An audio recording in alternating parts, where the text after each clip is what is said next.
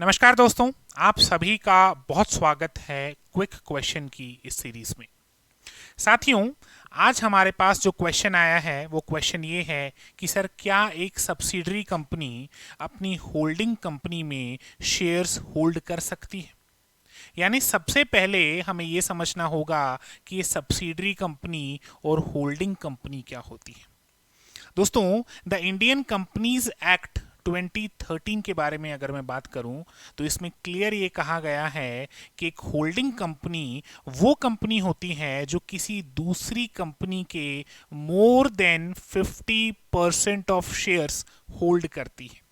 ये मैंने बहुत ही लेमन लैंग्वेज में कहा है, डेफिनेशन ऑफिशियल अलग है, लेकिन सेंस यही है कि मोर देन 50% शेयर्स वो होल्ड करे।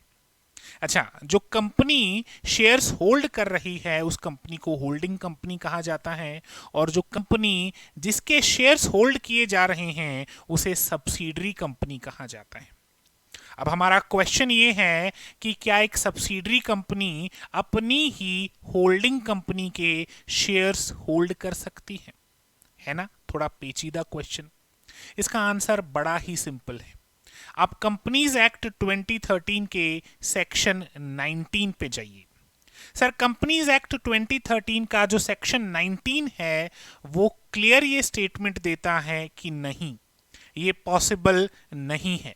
एक सब्सिडरी कंपनी अपनी ही होल्डिंग कंपनी के शेयर्स होल्ड नहीं कर सकती। अगर इतना सिंपल आंसर होता तो सर ऐसा क्वेश्चन नहीं आता। फिर क्या है दोस्तों, कुछ एक्सेप्शंस हैं, कुछ अपवाद हैं। क्या अपवाद हैं? हमारे पास 3 अपवाद हैं।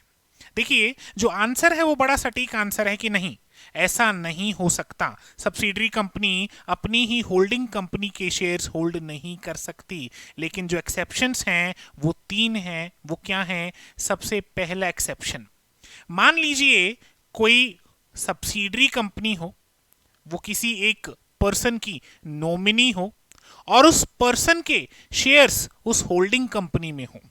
थोड़ा सा दोबारा समझिए। एक सब्सिडरी कंपनी है, सपोज ए कंपनी, वो किसी मिस्टर एक्स के लिए नॉमिनी का काम कर रही है और मिस्टर एक्स उनके शेयर्स हैं बी कंपनी में, और ये बी कंपनी ए कंपनी की होल्डिंग कंपनी है।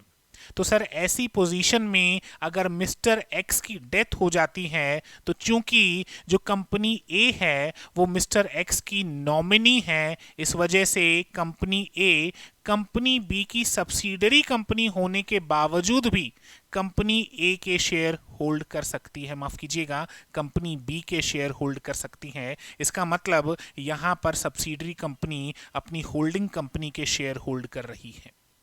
दोस्तों, दूसरी सिचुएशन क्या है?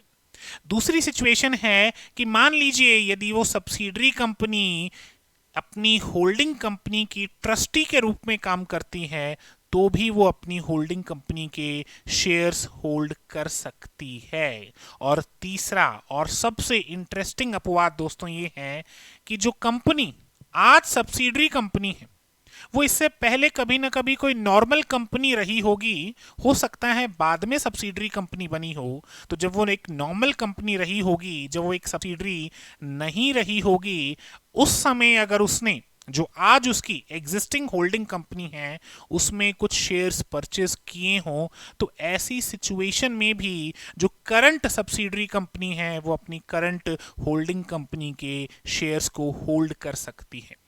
दोस्तों, ये 3 एक्सेप्शंस हैं। इसके अलावा सेक्शन 19 क्लियरली कहता है कि कोई भी सब्सिडरी कंपनी अपनी ही होल्डिंग कंपनी के शेयर्स होल्ड नहीं कर सकती। मैं उम्मीद करता हूं इस क्वेश्चन का आंसर आपको बहुत सही समझ में आया होगा। ऐसे ही और इंटरेस्टिंग क्वेश्चंस आप हमारे लिए ला सकते हैं। आप हमारे कमेंट सेक्शन में ऐसे ही क्वेश्चंस कमेंट कर सकते हैं और मैं ट्राई करूंगा कि आपके हर क्वेश्चन का एक क्विक आंसर दिया जाए ताकि आपकी लर्निंग और तेजी से हो। धन्यवाद दोस्तों।